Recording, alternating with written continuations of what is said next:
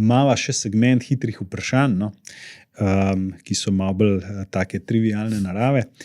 Pa me zanima, kakšna bo stopnja brezposelnosti v Sloveniji leta 2030? 4 do 5%, ampak vpraš me za leto 2032.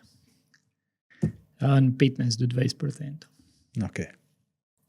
Kar zaskrbljujoče. Kdo bo zmagovalec tekme za AI? Pa recva podjetja.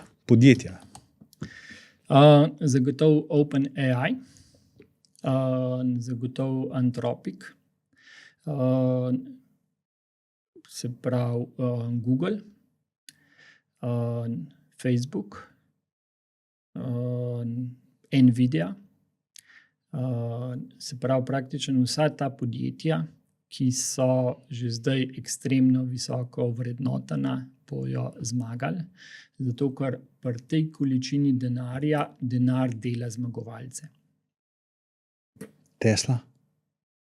Tesla je zelo nenavadno podjetje, ki je v celoti odvisno od enega posameznika in se pravi, lahko bo ekstremno uspešna, lahko se pa pač Elonu Musku karkoli zgodi in potem se vse sesuje. Tako da tam je toliko odvisno od enega človeka, da pač je nemogoče povedati. Pač.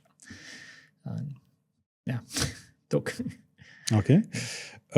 Zdaj tvoja napoved, kar se tiče ZDA in Kitajske, kdo bo na koncu šel kot zmagovalec? Američani vedno zmagajo. Okay. Ali lahko Sloveniji omejitve, s katerimi se soočamo, govorim bolj o naravnih omejitvah, majhnost in podobno, a nam lahko to kakorkoli koristi? Vsekakor mi bi morali se pravi te omejitve vzeti kot prednost in na njih graditi. Še zadnje vprašanje, Dušan. Če bi danes začel znova, kaj bi naredil drugače?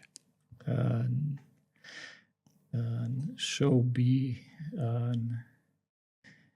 namesto na maturo bi šel na en koncert leta 1994.